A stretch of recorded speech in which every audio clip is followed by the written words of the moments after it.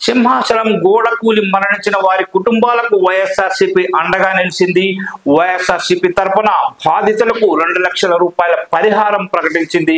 ఈ క్రమంలో బాధిత కుటుంబాలకు పార్టీ నేతలు గుడివాడ అమర్నాథ్, మట్టి చిన్నశ్రీను, కేకే రాజు 2 లక్షలు అందజేశారు. ఈ సందర్భంగా మాజీ మంత్రి గుడివాడ అమర్నాథ్ మాట్లాడుతూ చనిపోయిన ప్రతి కుటుంబానికి వైఎస్ఆర్సీపీ అండగా ఉంటుందని తెలిపారు.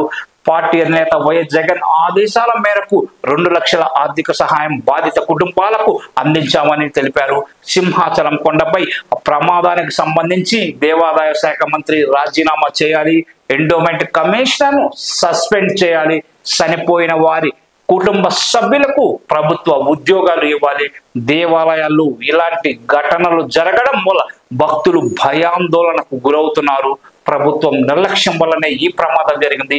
5 మంత్రులతో కమిటీ వేసి 7 ప్రాణాలు తీశారు.